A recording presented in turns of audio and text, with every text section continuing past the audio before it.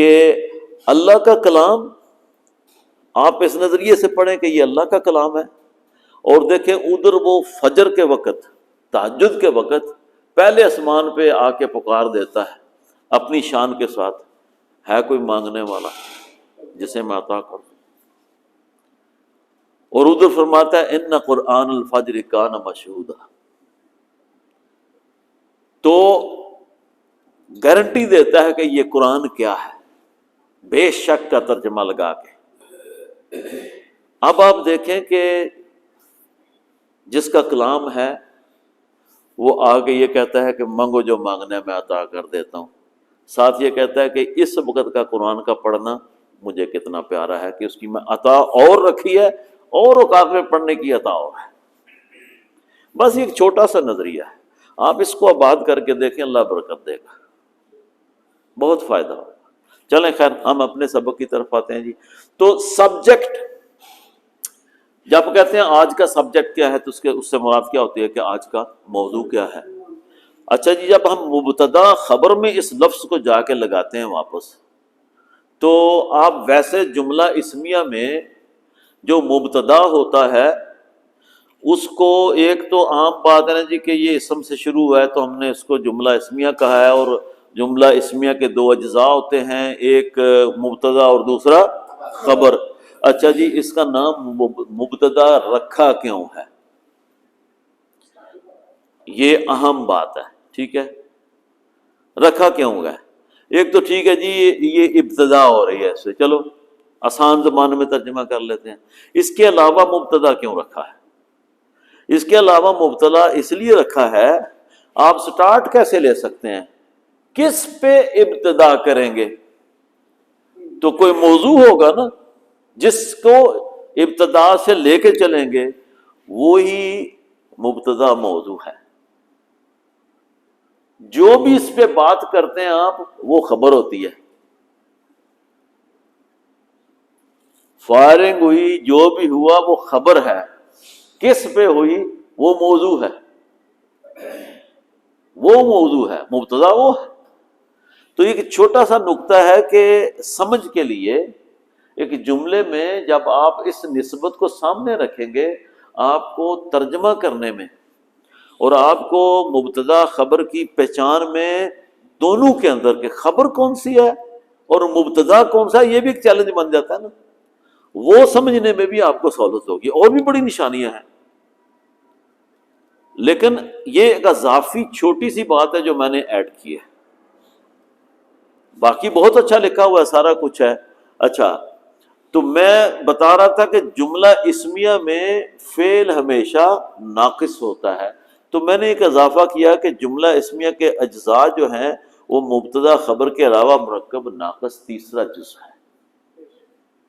چونکہ یہ عربی زبان میں مرکب ناقص جو مبتدا اور خبر کے لیے استعمال ہوتا ہے، اس کا کوئی لفظ نہیں آتا ڈائریکٹ، اس لیے اس کو کاٹ دیتے ہیں کہ جو مبتدا اور خبر ہے یہی اس کے دو جز ہیں جملہ اسمیہ کے۔ لیکن جب اردو میں جب آ کے اس کو دیکھیں گے کہ یہ ہمارے پاس تین لفظ ہیں، زاہد، بیمار، اردو میں آپ دیکھیں کہ آپ کسی صورت میں اس کو جملہ اسمیہ نہیں بنا سکتے، ٹھیک ہے؟ صرف اردو میں دیکھیں، جب تک یہ ہے ساتھ نہیں آتا۔ زاہد بیمار ہے، جملہ مکمل ہو گیا، تو جملہ تام ہی ہے جس کو ہم جملہ اسمیہ کہتے ہیں، ٹھیک ہے؟ ادھر ایک بات یہ ہے کہ جملہ تام یا جملہ مفیدہ ہے جس کی ایک قسم ہم نے لی جملہ اسمیہ، ٹھیک ہے؟ اب یہ ہے جو ہے عربی میں بھی کسی نہ کسی صورت میں لانا پڑے گا، جب آپ ترجمہ کریں گے یا بغیر ترجمہ کیے عربی میں اس کو لے کے جائیں گے تو آپ اپنے کانسیپٹ میں اردو لائیں گے، تبھی کہیں گے یہ جملہ مکمل ہوا ہے۔ اگر آپ اپنے کانسیپٹ میں ہے نہیں لاتے، اردو جاننے والے حضرات وہ کون سے کانسیپٹ سے اس کا ترجمہ سمجھ لیں گے؟ اس طرح ہے۔ تو یہ ایک چھوٹی سی اضافت میں نے چاہی کہ میں اس کو اردو میں لا کے یہ آپ کے سامنے رکھوں، بھلے آپ وہی رکھیں مبتدا خبر، لیکن یہ مرکب جو ناقص ہیں فعل تام جملہ کے بنیادی اجزاء میں نہیں، یہ جو ہے نا فعل ناقص، اس کو ہٹا دیتے ہیں، ٹھیک ہے۔ اردو میں یہ سارے افعال ناقصہ ہیں جو کسی نہ کسی وقت حسب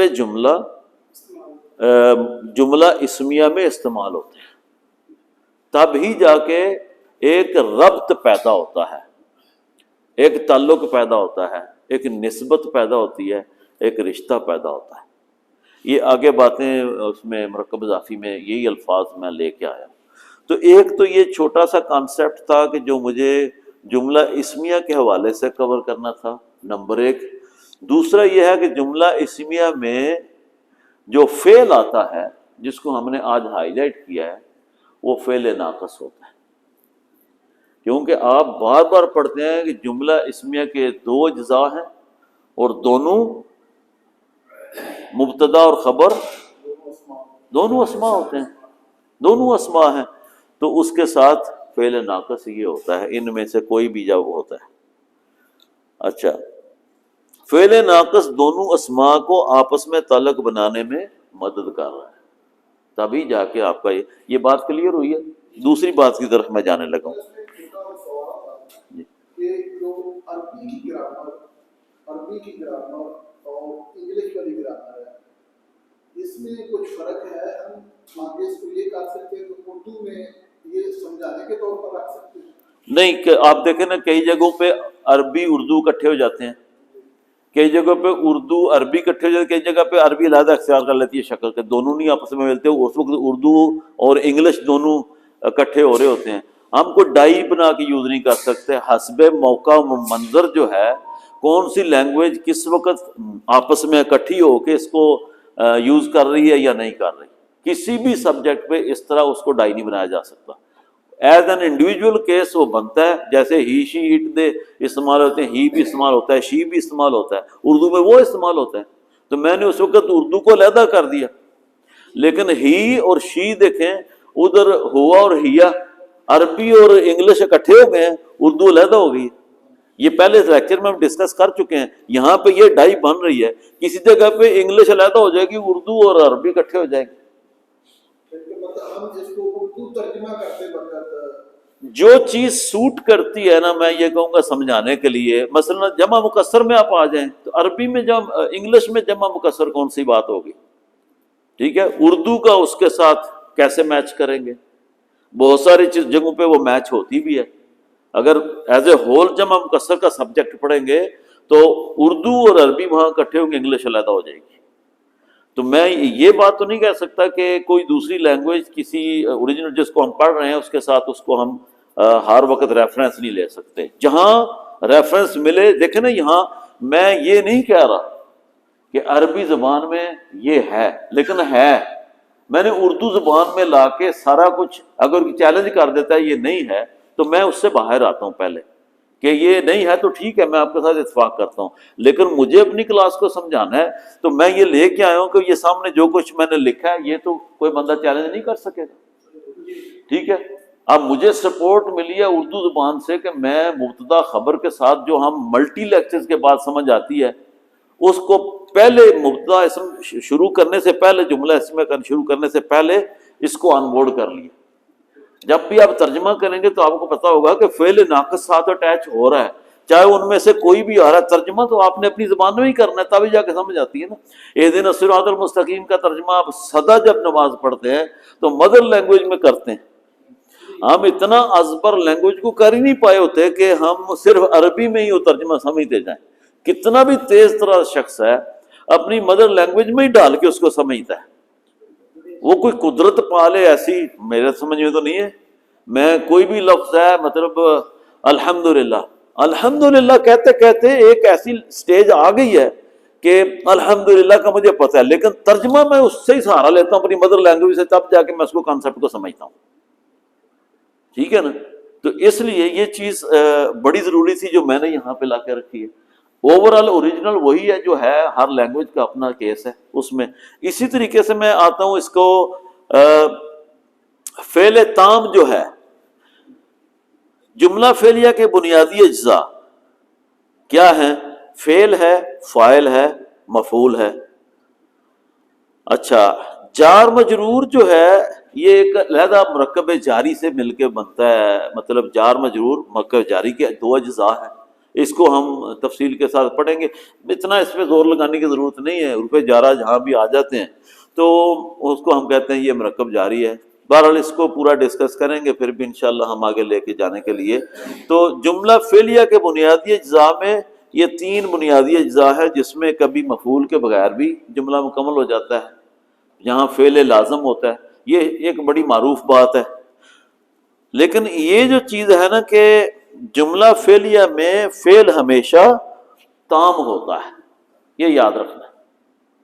جملہ فعلیہ میں فعل ہمیشہ تام ہوتا ہے، جملہ اسمیہ میں فعل ہمیشہ ناقص ہوتا ہے. یہ بات جو ہے مجھے بڑی اچھی لگی ہے کہ اس کو شروع سے اگر ہائی لائٹ کیا جائے تو زیادہ رہے گا انڈرسٹینڈ کرنے کے لیے. کہ آپ کہیں مبتدا خبر میں جو آپ فعل کو اس طرح دیکھتے ہیں جہاں دونوں اسم ہیں، مبتدا اور خبر، تو وہاں پہ فعل ناقص آ کے آپ کو سپورٹ کر رہا ہے جو تعلق بنا رہا ہے.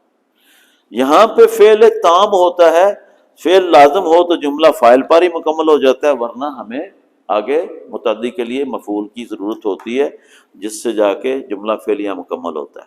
ایک اگزامپل ہے حمید مارتا ہے. ٹھیک ہے، اب دیکھیں اس میں ذرا غور کریں کہ حمید کیا ہے؟ اسم ہے. یہ کیا ہے؟ فعل ہے.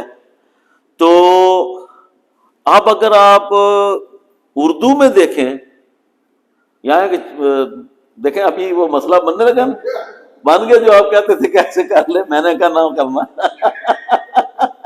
اب پھنسنے والی بات آئی ہے. بھائی یہ جملہ اسمیہ نہیں ہے.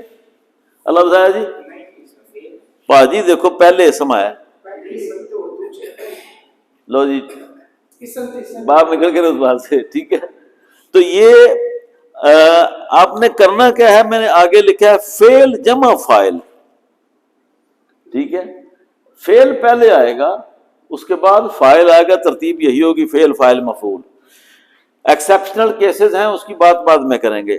اب اس کو جب ہم عربی میں ادھر بعد میں آتے ہیں، اسم کیا ہے؟